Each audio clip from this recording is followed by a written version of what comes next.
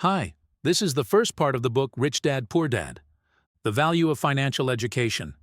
One of the first major lessons is the importance of financial education. The poor dad believes in going to school, getting good grades, and finding a secure job. He teaches that security comes from working for money and having benefits like a pension. On the other hand, the rich dad believes that true wealth comes from understanding how money works. He says that schools do not teach people how to handle money, and that this is why so many people end up with financial problems despite being well educated. He teaches that learning about money, understanding investments, assets, liabilities, and business is more valuable than academic success alone. This lesson sets the stage for why financial literacy is essential. The concept of working to learn, not to earn. The rich dad teaches that working only for a paycheck is a trap that many people fall into. He explains that the moment someone accepts a job and becomes dependent on a salary, they become controlled by fear and desire, the fear of being broke and the desire for comfort.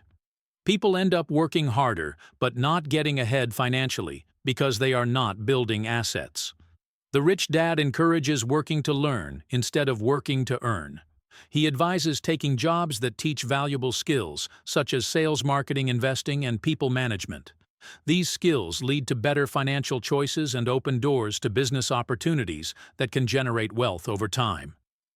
Understanding assets and liabilities. A core idea in the book is the difference between assets and liabilities. The rich dad explains that an asset is something that puts money in your pocket, while a liability is something that takes money out of your pocket. Many people believe their house is an asset, but the rich dad challenges this belief by showing that a house usually costs money in the form of mortgage, taxes, maintenance, and other expenses, unless it generates income like rent.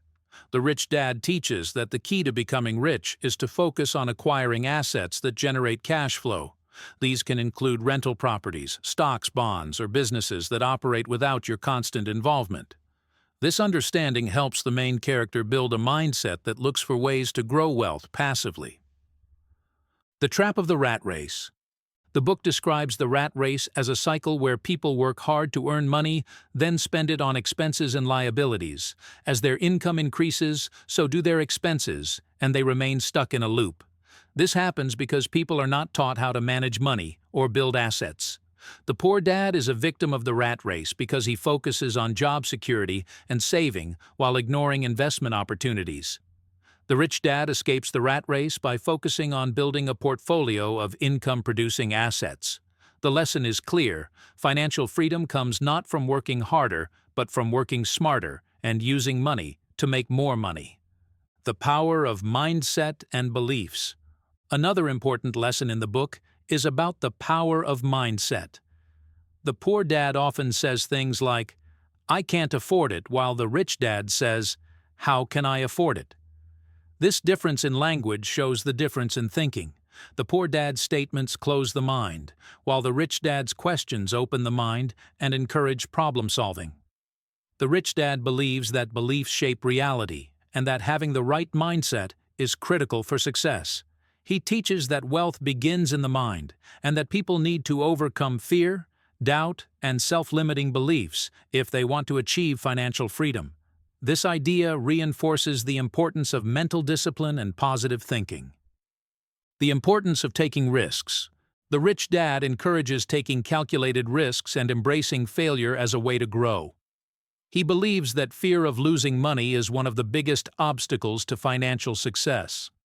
Most people avoid investing or starting a business because they are afraid of losing their savings.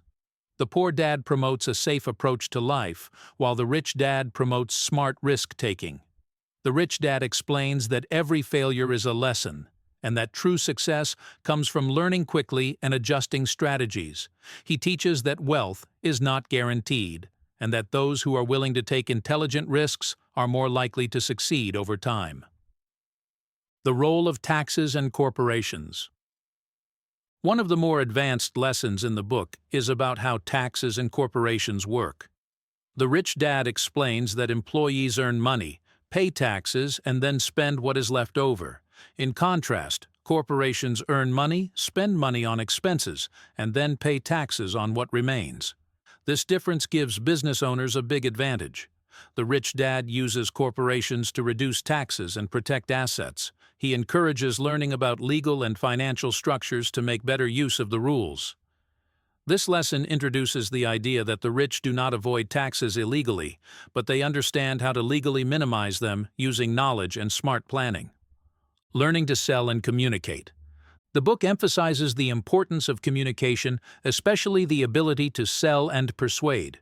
The rich dad teaches that no matter how good an idea is, if you cannot communicate it effectively or convince others to support it, the idea will not succeed. Selling is not just about products, but also about selling yourself your ideas and your vision. The poor dad sees selling as beneath him, while the rich dad sees it as a valuable skill that increases influence and income. The main character takes this advice and works in sales to overcome fear and develop the ability to handle rejection and connect with people. The importance of choosing mentors and role models. The book talks about the value of learning from people who are already successful. The poor dad relies on traditional teachers and textbooks, while the rich dad believes in learning from real-life experience and those who have already achieved financial independence.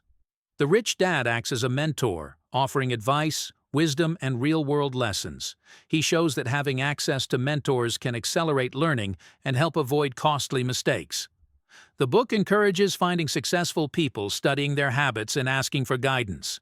This way, learning becomes practical and based on results instead of theory. Thank you for listening. Please stay tuned for next upcoming part of this book.